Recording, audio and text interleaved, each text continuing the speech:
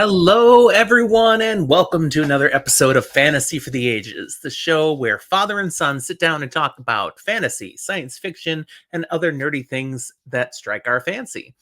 Today, I'm coming to you just in a solo episode as I talk about content that Zach could care less about. But one day, I hope to win him over, and maybe this episode will help. But before we get to that, thanks for being here. I appreciate you taking time to watch this content and to consider the things I'm going to toss your way as we talk a little bit about zombie apocalypse literature today. But before we do that, I just want to make sure you're looking at all the details here of how to connect with us. Be sure to check in the show notes, all of our social media, Discord, our email. We love to hear from people. Of course, you can give comments just to this video right down in the comment box here on YouTube. But the best way you can give us feedback is to like the episode. So go ahead, click that. You can do it now. You can always take it back later if you change your mind. And if you haven't, we'd love to have you subscribe to our channel and join the people who are finding us and being entertained by Zach and I and our silliness and occasional book insights. Well, let's get to it today as we talk about zombies. Sort of. This is hardly my first zombie apocalypse episode. You can find a number of other related episodes here on our YouTube channel. The earliest one is actually audio only, so it goes way back in our catalog. It's definitely an area of interest for me and something, that hasn't quite caught on for Zach yet. But to be honest, I don't think he's tried much. He just doesn't think that he's going to find what he wants to read there. I already have. If you review my previously read books on my Goodreads account, you'll see just how much time I've spent in the genre. So this episode is partly inspired by Zach's arguments dismissing the genre. And he's not alone. I know there are plenty of reasons why people say, zombie apocalypse? Not really my thing. Examples I've heard include all the books are kind of the same. Zombies are gross. Seeing the worst of humanity is just depressing. And, that stuff is way too graphic. Okay, those are arguments I've heard, and sometimes they might be legit.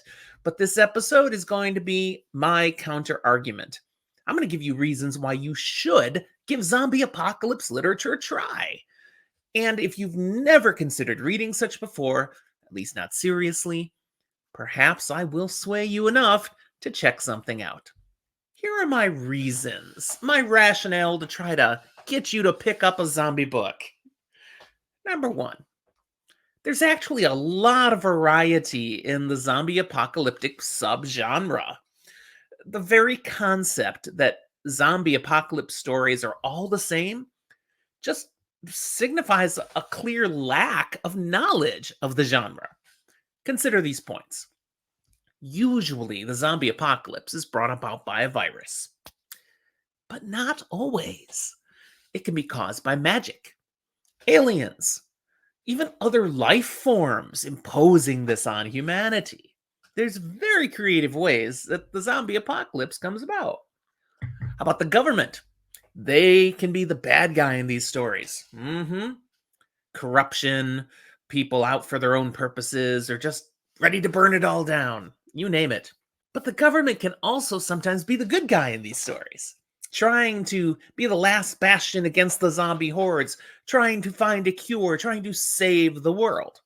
And then they could also be the bad guy because they decided to be the good guy by being the bad guy before someone else could be the bad guy. Very complicated. Some of these plots are truly complex, twisted, and discovering what really is going on is part of the fun of reading these. Your protagonist, again, lots of variety, might be someone who's ex-special forces or current special forces and brings such abilities to the game. Might be a man, might be a woman, might be just an everyday Joe, just a mom, just a dad, just a kid. Random person can be your protagonist. The protagonist could be the leader of armed forces and bringing the whole military force to fight off the horde, or it could just be some person trying to lead his family, keeping them safe. It's all over the place, and a lot of this has value. Again, variety, the zombies themselves.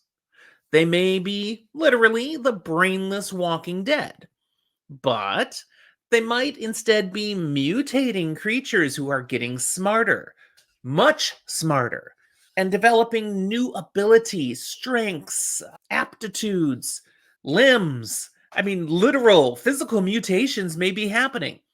They may be forming civilization, restarting the world in a new mold. These zombies may live forever, or they might only last until winter. They might be dumb as dirt, or they might be able to talk and use machinery. There are so many options out there in zombie apocalypse literature. Oh, and of course, there's the trope that zombies want to eat your brains. That's true sometimes. Others literally want to infect you. There's a compulsion that they must spread the virus. And then there's some that just rage against everything. And it's all mindless and there's no driving force. One more place where there's a lot of variety is the speed of zombies. They can be plotters, just they can walk, shamble. They can be fast runners. They can be easily avoidable, or they can be completely superhuman, unstoppable monsters. And in some books I've read in this subgenre, you get all of those in the same series. Again, a lot of variety. Authors have been incredibly creative in developing the zombie apocalypse literature genre. So we should not be dismissive of zombie apocalypse, thinking it's all the same stuff. It couldn't be further from the truth. All right, number 2. You cannot predict the endings of these books. I've seen everything under the sun from zombie literature. I've seen humanity rise triumphant, having learned its lessons, and all becomes right with the world again. I've seen people learn how to cope with a zombie infested world, usually involving a vaccine, a degrading zombie population, and places to live where they can keep the zombies out. Islands, mountains, extreme cold areas the zombies can't survive. I have read zombie apocalyptic literature where mankind eventually succumbs to the zombies, leaving no one but the dead. Civilization breaking down completely in some of these books, leaving only random collections of people, along with the occasional egomaniacal despot who is living his best life now. Uh, there's one where even the vampires take over. It's like, what? We're talking zombie apocalypse? Yeah, it's an opportunity. The vampires move in, or something else. Werewolves, some other creatures, when the power structure is ripped down to the zombies, someone else who's stronger takes the lead. Again, very creative by the authors who write in this genre. Do not assume it's all the same. My third thing is that zombie apocalypse is a wonderful backdrop upon which to tell stories of people at their best and at their worst. Every story is like this to some degree, not just zombie apocalyptic literature. A story is about conflict. We see how the people at the center of the story deal with it. Sometimes they overcome the challenge, other times they fall. But much of the meat of the story is the struggle and what it brings out of people. So, zombie apocalypse literature is exactly the same, just on steroids. The stakes are literally life and death. We see some people collapse into themselves in fear, even simply giving up. We see some follow whoever has a clue or idea of what we might do about this, regardless of the merit of their leadership. We observe others who take a proactive role, doing what they can to help themselves and others, their family, friends, neighbors, a bunch of randos they come across. We watch some who are literally on a mission, specially trained individuals who are committed. They might even be sworn to do their part to help and save as many as they can. And of course, we've got the psychopaths. The Negans, if you watch The Walking Dead or read that comic series, those who see this breakdown of society as the wild and crazy collapse they've always dreamed of, where they can now do whatever they want so long as they maintain the strength to get away with it. Most zombie apocalypse stories have some of each of these character templates. The percentages and plot emphases are what make the difference of how much we see of each. It's really all about the human condition and seeing how people either rise up to excellence or fall down into depravity as the world is destroyed by zombies. Number four, there are so many types of tales. Honestly, there's something for everyone. Whatever your preference of zombie apocalypse style, you can find it. Do you prefer one that focuses on the danger? There's plenty of ZA arcs that are pure pulse pounders with tension and threat of the worst possible deaths constantly around you. Do you actually like the gore, really getting into how bad it can be? It's not so much my thing there, but you can certainly find some zombie apocalypse novels where the meticulous destruction and mastication, I think that's the right word, of the human body is the highlight in great detail. Mark Tufo's Timothy, ugh, is a great example. Is what you prefer more about the relationships? Many of the zombie apocalypse stories are framed around family members finding each other and working together to survive. Sometimes it's just friends banding together, but still it's the love people have for each other that drives their efforts, their selflessness, even sometimes their sacrifice.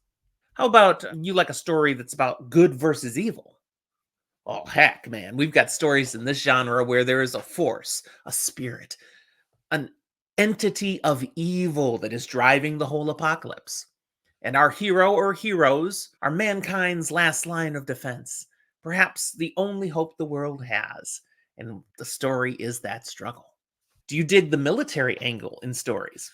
Finding ZA books with great aspects of special forces in them is easy.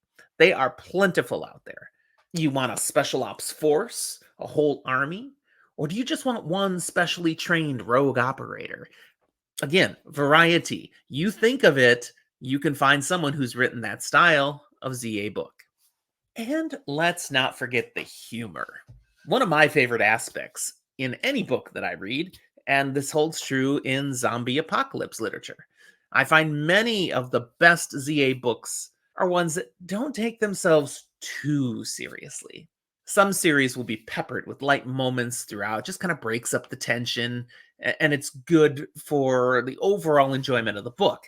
But others will use the humor only periodically. Others will use it constant, and you're just laughing even as zombies are chasing them down the street. I mean, the variety is great, and again, depending on your interest in humor, you can find something that will fit what you want. Breaking it down, what do I get out of a zombie apocalypse read that I enjoy? An adrenaline rush, definitely. A good zombie apocalypse read for me is a page turner. I don't want to put it down. I keep going. Even if I'm listening on Audible, I make excuses to listen more. I'll do some extra chores so it can be there in my ears, or I'll go for another walk just so I can listen more to this story. It includes characters that I truly come to care about. That often includes characters that I'm eager to see destroyed, and I really care about that. A good zombie apocalypse read will be a bit of a mystery. How will they resolve the story? Inquiring minds want to know. I don't want something that's too formulaic. I want things in here that'll be new twists, stuff that I couldn't have anticipated. And that's common. Good authors, like in any genre, will drop some hints, there'll be some foreshadowing, but they don't telegraph everything. Definitely in my preferred zombie apocalypse literature books, there's humor. No matter the stakes, my best reads always have some aspects that make you laugh. Laugh out loud. It may be one particular character who just those snarky tension breakers that he drops in here and there, or just a character who's completely wacko. and you can't help but laugh at him.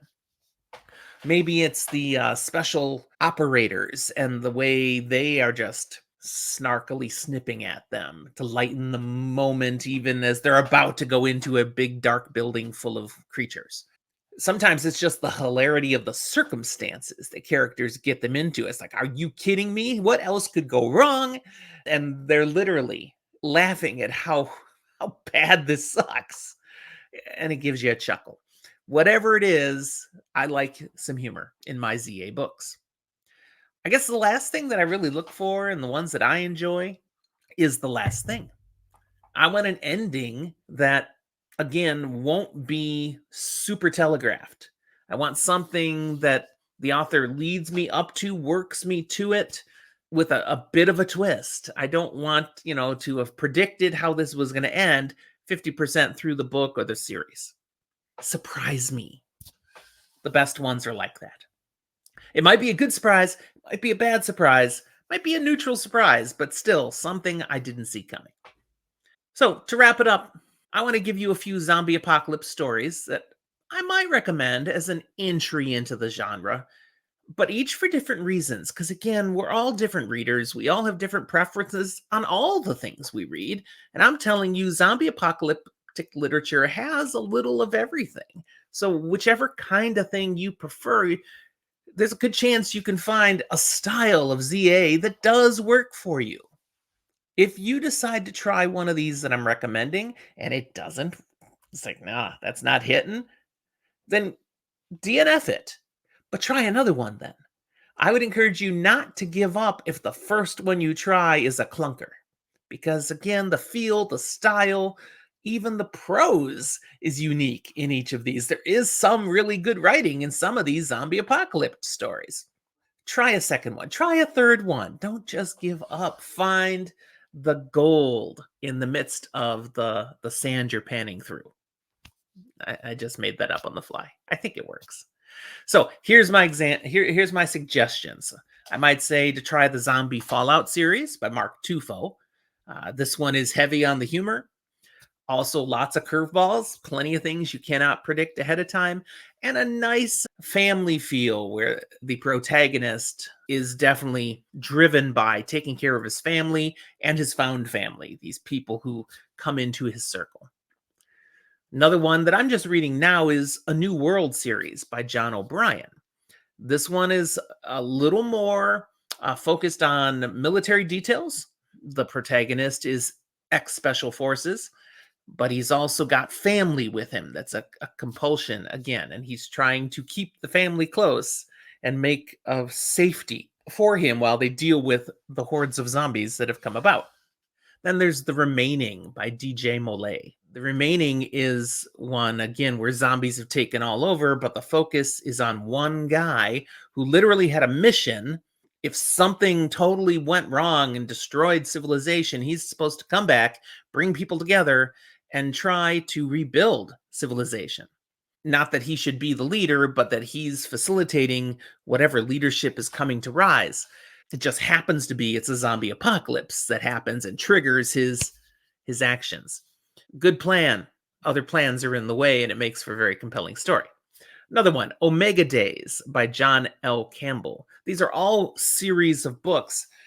John L. Campbell's Omega Days is an ensemble cast that's really the lead of the story. With you get little snippets of different people, struggling through the initial days of an outbreak and then ending up coming together and trying to make a go of it. And there's some pretty intense action in this one, but also it features a virus that acts a little differently than some of the others. So you definitely don't just have a bunch of dumb zombies in this one. Likewise, everybody who's impacted by the virus in this one doesn't necessarily turn into a zombie. Campbell has been very creative with what happens in this one. Another one is The Undead World by Peter Meredith. It's a lengthy series with some of the strangest lead characters in it, some of the least capable characters who find a way to make it through, but also has one of the most intriguing characters of any of the zombie apocalypse stuff I've read, and that's a little girl nicknamed Jilly Bean. There is a spin-off series after this that really kind of leans into focusing on Jilly Bean. I'm going to do another episode. I've already planned it, talking about some of my favorite characters from zombie apocalypse literature. And the reason I'm doing it is Jilly Bean. So I'm not going to talk more about her now, but she alone is a worthy reason to read The Undead World.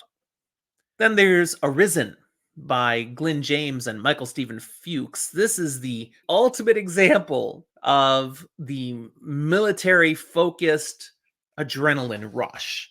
This is a story that's bam, bam, bam, bam from start to end as humanity is trying to find a cure while they're running out of time as the zombie hordes are unbelievably massive and are going to wipe out the last vestige of humanity.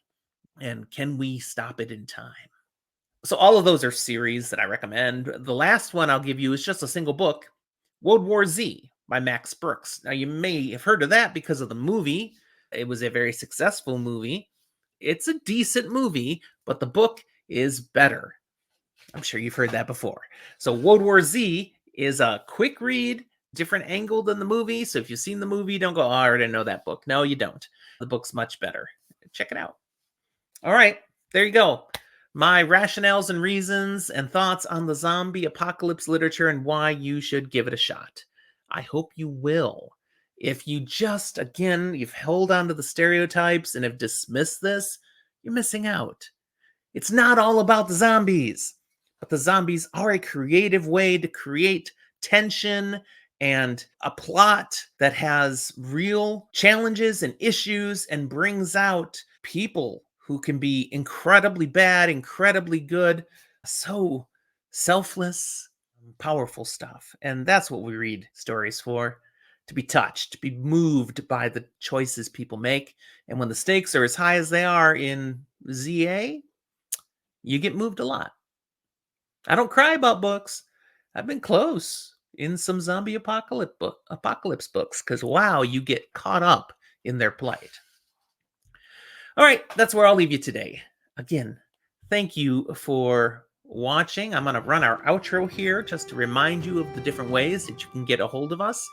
All of these things are down there in the show notes. So I most would encourage two things. One, our Discord server. There's an invite link right there. Come hang out with us. We've got about 100 people that are regular on our Discord, chit-chatting about all sorts of kind of books and other media related loosely or tightly to science fiction and fantasy. I mean, we've got horror, we got Stephen King, we got a pets channel, we got a wine channel, lots of different things. I also want to encourage you to check out our Patreon tonight. We thank all of the people who choose to support us on Patreon and help fund us continuing to bring content to you. If you like what you see on our channel, we would value your Patreon support. Thanks for watching, everyone. We'll talk to you next time.